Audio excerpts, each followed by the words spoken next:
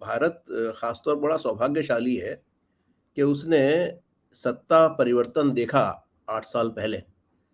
तो सत्ता परिवर्तन के सारे गुण जो है वो विपक्ष को मेरे ख्याल से सीख लेने चाहिए कि हल्ला संसद में पर्याप्त नहीं होता।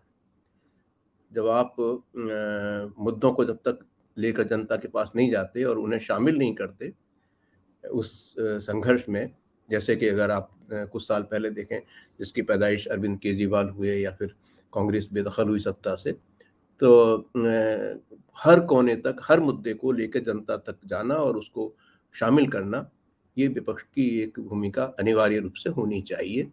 नहीं है तो उसकी कीमत भी वही चुका रहा है, इसमें कोई उसका वो नहीं है। We can not leave politics to politicians only, हमें लोगों तक जाना पड़ेगा। तो एक तो चीज़ ये है। दूसरी बात ये है कि एक जेन्युइन, उसमें कोई दिखावा नहीं है। हो सकता है कि ये जो वर्तमान शासक वर्ग है, तो उनके माइंडसेट में जेन्युइनली ये बातें हों कि आप राष्ट्र का मतलब अपना प्रधान सेवक को मान लीजिए या एक पर्टिकुलर दल को मान लीजिए, है ना? राष्ट्र गौरव का मतलब उस दल का गौरव या उस व्यक्ति का गौरव मान लें। और हम सभी के मस्तिष्क में कुछ ना कुछ ऐसा होता है जिन चीज़ों को हम पूरे जीवन भर कैरी करते रहते हैं। अगर फर्ज करिए अगर आंकड़ों से ही खेलना है तो गरीबी की रेखा है तो उसे आप थोड़ा सा ऊपर कर दो, लोग नीचे हो जाएंगे या फिर ऊपर हो जाएंगे, जैसा आप चाहे वैसे रिजल्ट आपको मिलने लगेंगे। अगर आपका जो बचपन है वो ऐसे दारिद्र्य में गुजरा है आपके नायक का, जहाँ आपकी माताजी मान लो 4 घरों में काम करके फिर किस तरीके से आपको पढ़ा रही थी, और अब ऐसे लोग हैं ज़्यादा जिनकी माताजी 3 घरों में काम करके काम चला रही हैं, तो फिर आप बेहतर स्थिति में हैं। 2 में करा रही हैं तो बहुत ज़्यादा स्थिति में हैं। किसी एक घर में और काम कर लेती हैं तो आप सुविधाजनक स्थिति में हैं, और अगर अपने ही घर में काम करती हैं तो आप अच्छे खासे एक साधन संपन्न व्यक्ति हैं, और काम ही नहीं करती हैं तो आप एक कहिए कि प्रिविलेज क्लास में से हैं।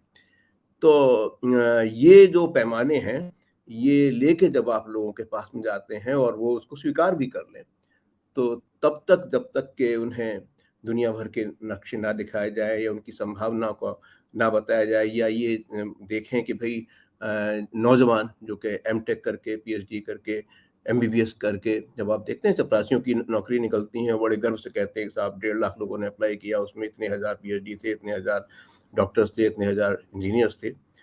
तो वास्तव में उनका जो माइंडसेट है वो करीब-करीब वैसा ही है कि भई ठीक है, अगर मान लो हमने चाय पीने के बाद में एक उच्चतम स्थिति हासिल कर ली, तो आप चाय के साथ पकौड़े बेच के वो हासिल नहीं कर सकते। आपके सपनों की अधिकतम उड़ान क्या हो सकती है? आज आप अगर अपने आस-पास देखें, तो बहुत उच्च शिक्षित नौजवान जो हैं 15,000 20,000 रुपए की नौकरियाँ करते हुए आपको नज़र आ जाएँगे।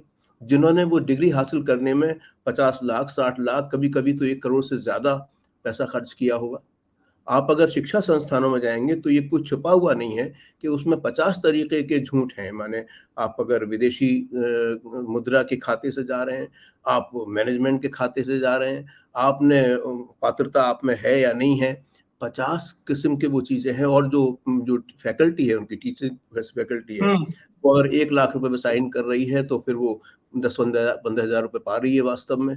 तो जहाँ झूठ का अगर ऐसा हो रहा है और आप अपने आस-पास देख रहे हैं, तो जहाँ झूठ का इतना ऐसा बोलबाला है, और वो भी शिक्षा संस्थानों से, जहाँ न्याय की स्थिति ऐसी है कि जिसके बारे में बात करना बहुत कहिए फिजूल की बात हो गई है। प्रेडिक्टेबल है आमतौर पर कि भई ये इसका ये होने वाला है, इसका वो होने वाला है।